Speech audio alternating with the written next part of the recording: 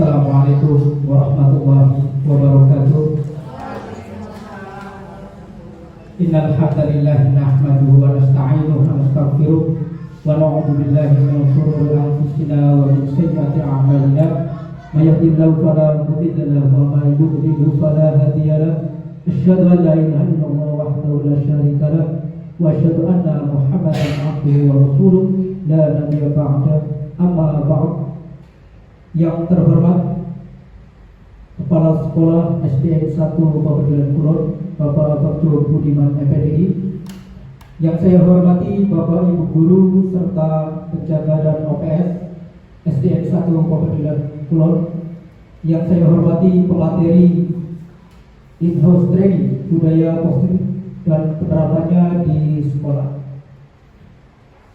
Hadirin yang berbahagia, sebelum acara seminar ini dimulai, mari kita buka bersama dengan membaca basmalah Bismillahirrahmanirrahim. Untuk selanjutnya yaitu menyanyikan lagu wajib Indonesia Raya.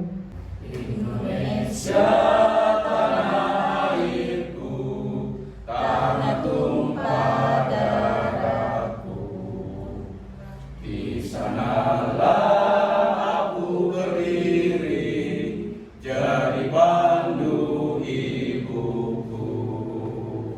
Indonesia kebangsaanku, bangsa dan tanah airku. Marilah kita berseru, Indonesia bersatu.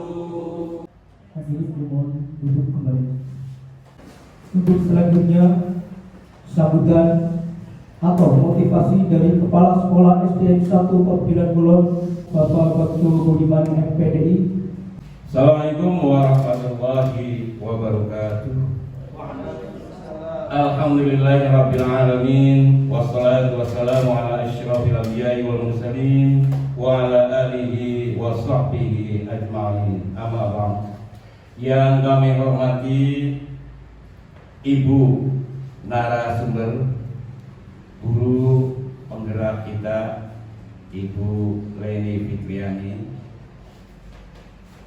Bapak dan Ibu guru yang saya banggakan. Alhamdulillah, pada siang ini kita melaksanakan IHT, in-house training.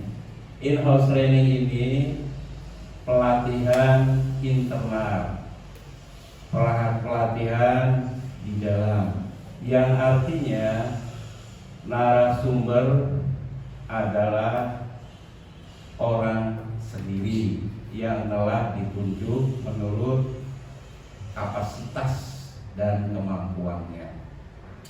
IHT ini tidak hanya berlangsung sekarang saja, tetapi sebagai program atau schedule dari pemerintah, dalam hal ini Mendikbudristek, merupakan suatu profesi berkelanjutan, yaitu continuous professional development, membangun profesi berkelanjutan.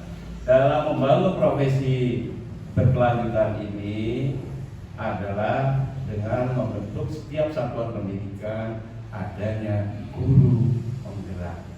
Guru penggerak adalah suatu agen reformasi pendidikan dikala mengalami stagnan komunikasi dalam dinamika akademik. Sementara ini kita lihat di lapangan membutuhkan guru penggerak karena hierarkis yang telah dibentuk di dalam aplikasi di lapangan tidak begitu menggigit seperti KKD dan sebagainya. Oleh karena itu, pemerintah pusat melahirkan guru penggerak, dan guru penggerak ini adalah suatu tiket untuk jenjang karir. Bagi guru tentunya akan adanya tiket kepada jenjang kepala sekolah. Bagi kepala sekolah merupakan tiket untuk menjadi pengawas. Dengan adanya guru penggerak ini, jelas bahwa yang bersangkutan sudah 50% mengantongi untuk jenjang karir. Untuk itulah guru penggerak merupakan suatu angin segar dari kekeringan yang melanda satuan pendidikan, di mana guru penggerak adalah sebagai leader, pemimpin atau transformer seorang atau sosok berubah. Ya, untuk apa? Untuk mendampingi terhadap solusi baik kepada rekan sejawat maupun kepada anak didik untuk menuju profil pelajar Pancasila, merdeka belajar, merdeka mengajar. Demikianlah, mudah-mudahan ada manfaatnya sambutan dari Bapak Iri. Assalamualaikum warahmatullahi wabarakatuh. Terima kasih kepada Bapak Waktu Budiman selaku Kepala Sekolah SD 1 Kabupaten Kulon. Untuk selanjutnya yaitu acara inti penyampaian materi yang akan disampaikan oleh pemateri Ibu Leni Fitriani SPD. Kepada beliau disilakan. Assalamualaikum warahmatullahi wabarakatuh. Waalaikumsalam. Sebelumnya saya ucapkan terima kasih atas dukungan dari Bapak Kepala Sekolah yang sudah mensupport saya penuh mengikuti pendidikan guru penggerak ini, dan juga partisipasi dari rekan-rekan sejawat di SD 1 Kabupaten Kulon. Hari ini saya ingin sharing, berbagi informasi, berbagi ilmu, bukan maksud saya untuk menggurui teman-teman semua, karena saya tahu teman-teman saya juga sudah termasuk guru-guru hebat. Saya di sini menyampaikan informasi yang saya dapatkan dari program pendidikan guru penggerak ini. Perkenalkan terlebih dahulu, saya Leni Fitriani, CGP Angkatan 7 dari Kabupaten Cirebon. Di sini saya akan melaksanakan aksi nyata berupa penyampaian informasi tentang budaya positif dan penerapannya di sekolah. Selanjutnya, sebelum kita masuk ke materi yang lebih dalam lagi, terlebih dahulu tentunya kita harus paham apa itu pengertian dari budaya positif. Budaya positif adalah budaya positif sekolah merupakan nilai dan kebiasaan yang berpihak pada peserta didik agar mereka dapat berkembang menjadi pribadi yang lebih kritis, penuh hormat dan bertanggung jawab. Jika kita lihat dari kata-kata positif, tentunya budaya ini sifatnya yang baik-baik. Budaya ini bukan berarti budaya tentang kebudayaan tari-tarian tradisional dan lain, bukan. Maksud di sini adalah budaya itu dan kebiasaan yang akan kita tanamkan di sekolah yang bersifat positif, yang akan berdampak kepada semua warga di sekolah. Budaya positif ini dikaitkan dengan filosofi pendidikan Ki Hajar Dewantara, saya singkat KHD, karena ada kaitannya. Yang pertama, menurut Ki Hajar Dewantara, filosofi pendidikan itu yang ada 5. Yang pertama, pendidikan harus berpihak pada murid. Jadi ketika kita di kelas, sebaiknya kita lebih mengutamakan keaktifan siswa di kelas. Jadi bukan kita yang aktif, tapi kita hanya sebagai fasilitator guna murid bisa fokus dan juga kreatif di kelas. Yang kedua, tugas kita sebagai pendidik adalah menuntut murid sesuai dengan kodratnya agar anak tumbuh dengan selamat dan bahagia. Tugas pendidik selain mengajar, bukan hanya menyampaikan atau mentransfer ilmu yang kita punya ke anak, tetapi tugas kita adalah menuntut murid sesuai dengan kodratnya. Keempat, bukan tabula rasa. Kata tabula rasa ini sesuai dengan artinya itu bukan sebagai kertas kosong. Jadi anak itu jangan ibaratnya seperti kertas kosong yang kita isi, tetapi anak itu diibaratkan kertas yang sudah ada isinya, tetapi masih samar-samar. Kita bantu pertebal dengan cara kita menuntut. Menurut Ki Hajar Dewantara, guru itu ibarat petani jagung, anak sebagai benih jagung. ketika petani atau petani jagung atau petani padi menanam jagung, petani jagung menanam jagung tidak akan mungkin menjadi padi, tetapi petani jagung pasti akan menghasilkan akan menghasilkan jagung, tergantung dengan jenis benihnya. Apakah nanti hasilnya menjadi jagung yang super atau menjadi jagung yang kurang bagus? Jadi tergantung kita bagaimana menanam benih tersebut. Dalam pendidikan tentunya kita akan berkaitan dengan perilaku yang akan kita hadapi dalam karakter setiap siswa. Tentunya kita harus terlebih dahulu memahami teori motivasi perilaku manusia. Yang pertama, untuk menghindari ketidaknyamanan atau hukuman, apa yang akan terjadi apabila tidak melakukannya. Ini termasuk ke dalam motivasi eksternal. Yang kedua, untuk mendapatkan imbalan dari orang lain atau institusi, apa yang akan saya dapatkan apabila saya melakukannya. Ini termasuk motivasi eksternal atau dari luar. Sedangkan untuk menghargai diri sendiri, menjadi insan sesuai harapan kita, saya akan menjadi orang yang seperti apa bila saya melakukannya. Di sini termasuk motivasi internal, tujuan disiplin positif. Lingkaran budaya positif. Sebelum kita memulai penerapan budaya positif di sekolah, tentunya kita harus hafal dulu, kita harus tahu dulu lingkaran-lingkaran yang berkaitan dengan budaya positif. Yang pertama itu adalah lingkungan positif. Yang tentunya dari pertama yang umum itu dari dalam diri, kedua keyakinan kelas, yang ketiga lingkungan positif. Jadi kita tanamkan dari dalam diri kita, kemudian kita terapkan ke keyakinan kelas atau di kelas, lalu kita terapkan di lingkungan sekolah. Kenapa kita tidak boleh menerapkan hukuman? Di sini kita lihat mengapa tidak peraturan saja, mengapa harus keyakinan kelas. Keyakinan kelas ini adalah sama dengan kesepakatan kelas. Jadi sebetulnya bukan hanya budaya positif saja. Ketika kita masuk di kelas, baru masuk ke kelas, kita pun harus membuat kesepakatan kelas dengan anak. Menerapkan keyakinan kelas itu atau kesepakatan kelas supaya tidak menjadi sebuah hukuman, tapi menjadi sebuah konsekuensi. Jadi kita buat sebuah pertanyaan-pertanyaan yang memancing kesadaran diri seseorang agar bisa melakukan atau menaati peraturan. Yang pertama tadi, bagaimana mengapa kita harus memiliki peraturan yang menggunakan helm bila mengendarai kendaraan motor. Roda dua, itu akan memunculkan dalam dirinya kesadaran kita harus menggunakan kendaraan bermotor, menggunakan helm dalam kendaraan bermotor. Yang kedua, mengapa kita memiliki peraturan 3M? Ini kita kaitkan dengan COVID kemarin, menggunakan masker, mencuci tangan, dan menjaga jarak.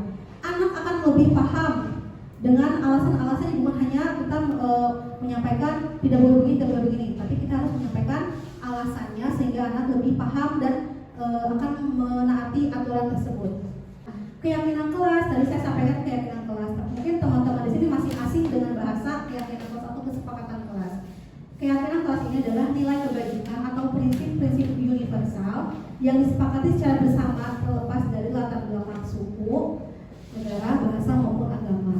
Menurut dosen tahun 1998, suatu keyakinan lebih memotivasi seseorang dari dalam atau intrinsik. Seseorang akan lebih bersemangat untuk menjalankan keyakinannya daripada hanya sekedar mengikuti serangkaian peraturan. Pembentukan keyakinan kelas. Keyakinan kelas bersifat abstrak dari peraturan yang lebih rinci dan konkret. Contoh tadi, misalkan datang tepat waktu, nanti kalau tidak datang dihukum. Tidak seperti itu, tapi kita buat keyakinan kelas yang bersifat abstrak berupa pertanyaan. Jika kita tidak datang tepat waktu, maka apa yang akan kita dapatkan, konsekuensinya seperti itu. Yang kedua, keyakinan kelas berupa pernyataan yang universal. Yang ketiga, keyakinan kelas tidaknya tidak terlalu banyak hingga mudah diingat dan dipahami. Keempat, semua warga kelas sebaiknya ikut berkontribusi dalam membuat keyakinan kelas. Ini adalah contoh kesepakatan kelas yang saya buat di kelas pada awal pada semester 1 kemarin. Yang pertama, kesepakatan yang dibuat, yang pertama, pembacaan surat pendek sebelum belajar dimulai. Ini tentu harus dilaksanakan. Jadi sudah disepakati oleh semua anak dengan kesadaran diri mereka. Setiap memulai pelajaran, walaupun misalkan gurunya belum datang, pasti anak sudah memulai kesepakatan kelas dengan membaca surat-surat pendek. Berikan aturan boleh menggunakan HP ke sekelas asalkan HP itu di silent, tidak boleh dinyalakan di ketika belajar. HP-nya digunakan untuk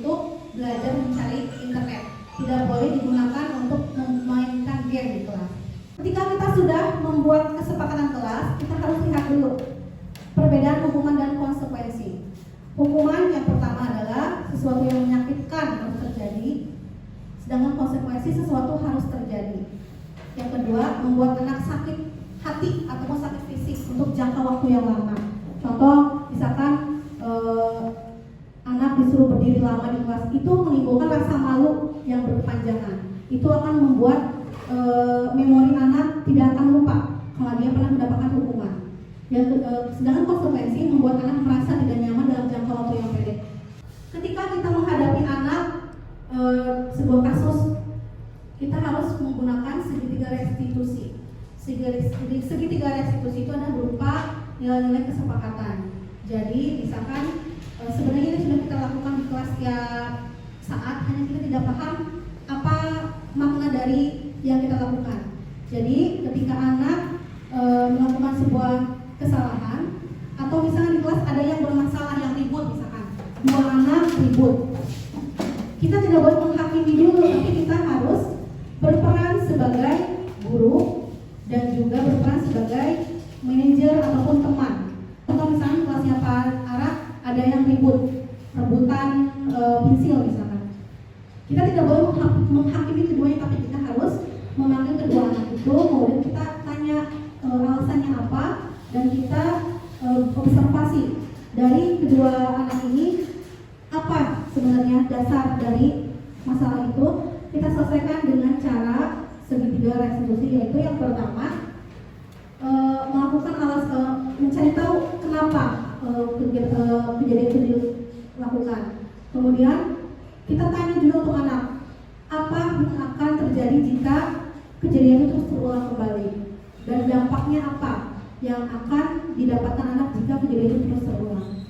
Kalau misalnya kita mendapatkan anak kelas yang bermasalah, kita panggil kedua anak itu, menanyakan alasan dan mengapa, sehingga kita bisa menciptakan kembali kondisi yang nyaman. Kalau dalam bahasa kita tuh, kalau dalam bahasa Sunda itu adalah ngakurkeun, tapi untuk bahasa pendidikannya itu adalah menggunakan segitiga restitusi. Ciri-ciri restitusi. Yang pertama, bukan untuk menebus kesalahan, namun untuk belajar dari kesalahan. Dengan tadi saya sampaikan tadi, tanya kenapa kamu melakukan ini, apa nanti yang akan terjadi jika terus adanya keributan seperti ini. Setelah itu, memperbaiki hubungan dan juga tawaran bukan paksaan. Contoh tawaran misalkan di kelas 3 tadi ada anak yang dua-duanya salah, tapi memberikan tawaran, silakan apa yang akan kamu lakukan untuk memperbaiki hubungan. Kebutuhan dasar manusia. Jika kita kaitkan dengan kebutuhan dasar manusia, bukan hanya anak saja, tapi kita juga orang dewasa butuh kebutuhan dasar. Yang pertama, tentunya kita butuh cinta dan kasih sayang atau merasa diterima oleh lingkungan sekitar. Yang kedua, penguasaan. Yang ketiga, kesenangan, kebebasan, dan juga kebutuhan untuk diri sendiri. Kebutuhan ini tentunya akan dibutuhkan oleh setiap manusia, termasuk anak didik kita. Nah, ketika kita membuat sebuah segitiga restitusi, kita sebagai guru jangan berperan sebagai guru, tapi kita lihat posisi kontrol kita sebagai apa. Yang pertama, penghukum. Yang kedua, membuat merasa bersalah. Yang ketiga, teman, tempat memantau. Yang kelima, manajer. Sebenarnya ini pengertiannya tidak jauh berbeda, sama sedikit perbedaannya. Contoh penghukum, misalkan ada kasus anak tidak pada saat upacara, anak tidak menggunakan topi atau dasi. Kemudian kita suruh anak itu pulang pakai topi dan dasi, mencari topi dan dasi. Itu sama dengan kita menghukum anak itu untuk kembali ke rumahnya. Seharusnya kita tidak melakukan itu, tetapi kita membuat posisi kita harus menjadi pembuat rasa bersalah. Kemudian posisi kita sebagai teman,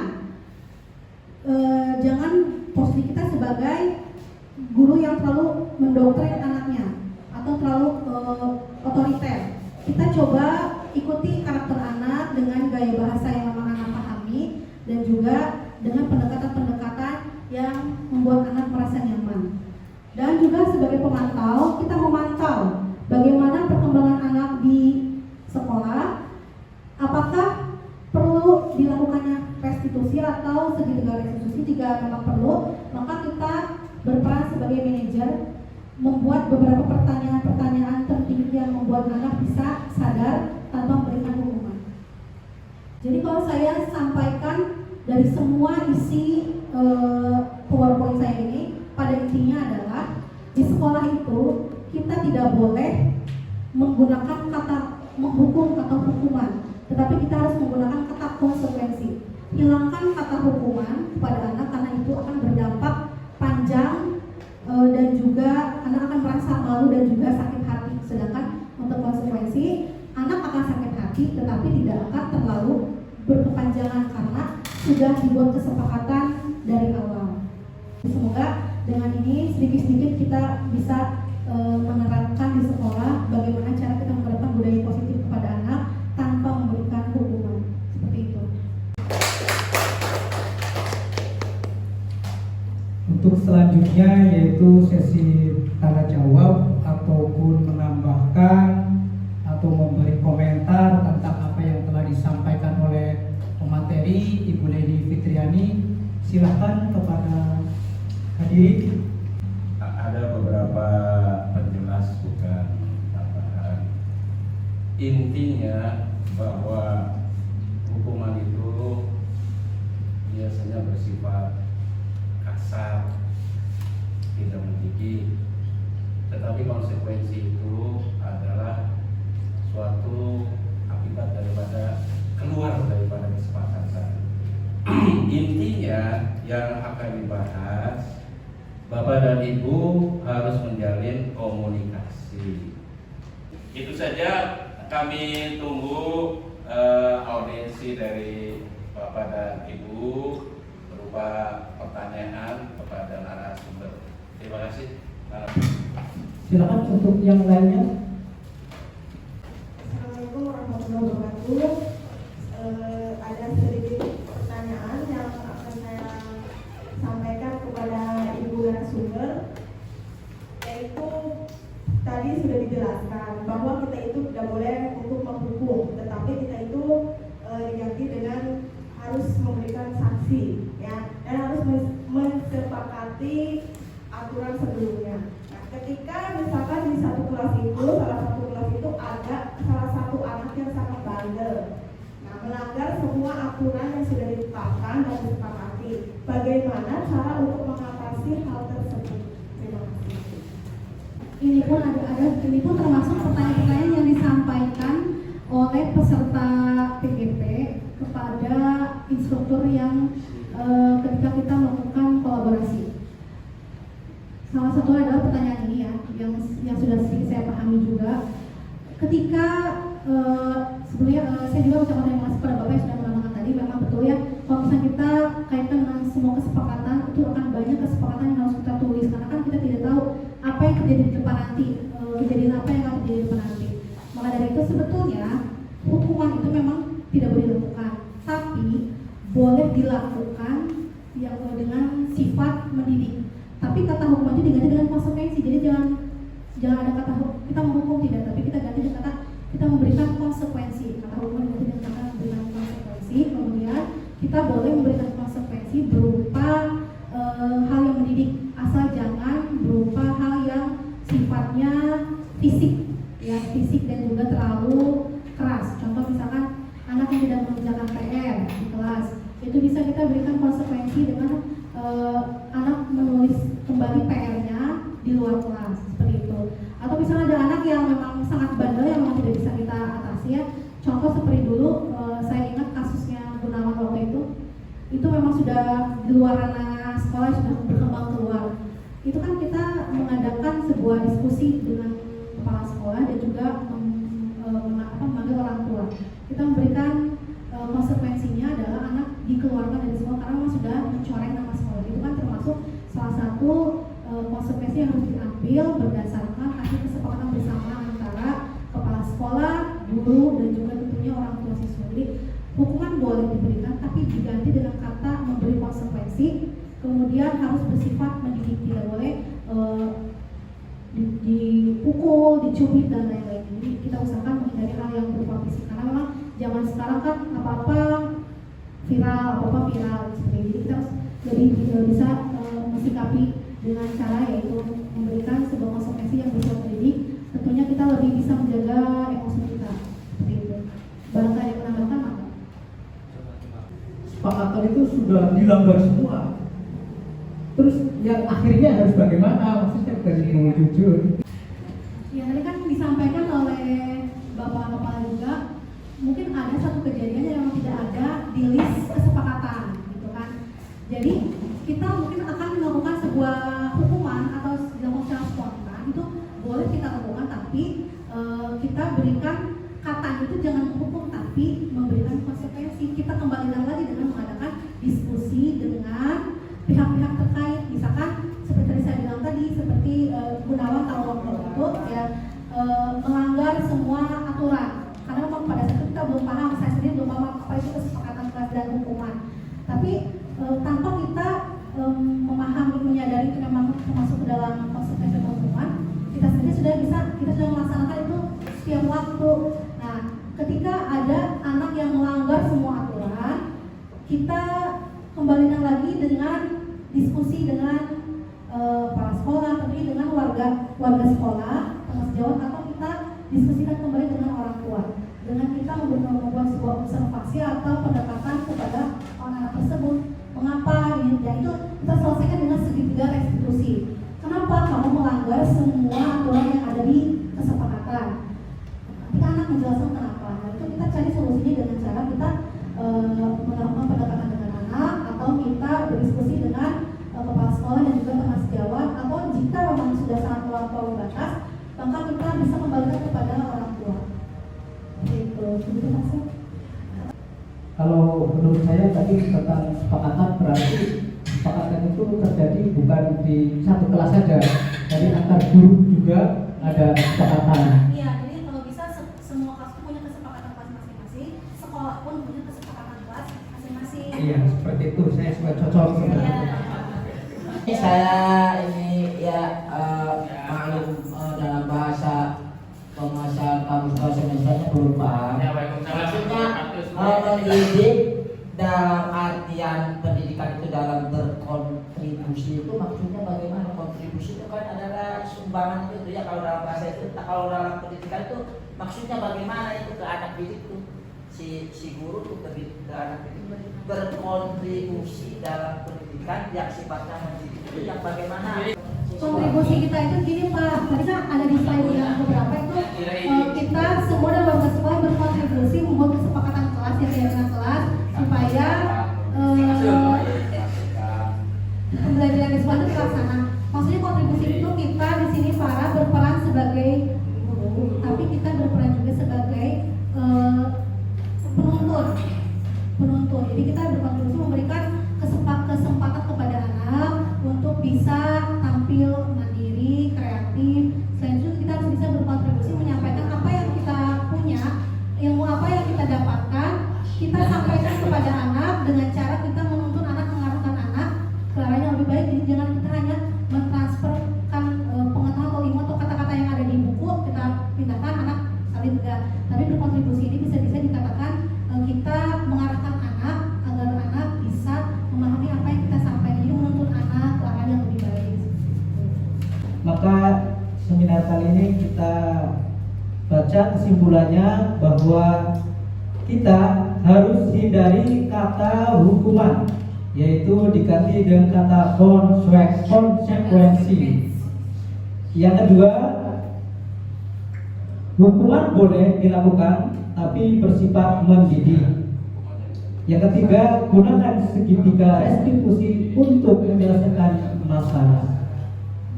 Itu kesimpulan dari seminar in-house training budaya positif dan penerapannya di sekolah SDN 1 Kabupaten Kulon. Untuk selanjutnya penutup, mari kita bersama tutup acara ini dengan bersama-sama membaca hamdalah. Alhamdulillahirabbil alamin. Saya selaku pengatur acara mohon maaf jika ada kekurangan. Billahi taufiq wal hidayah. Wassalamualaikum warahmatullahi wabarakatuh.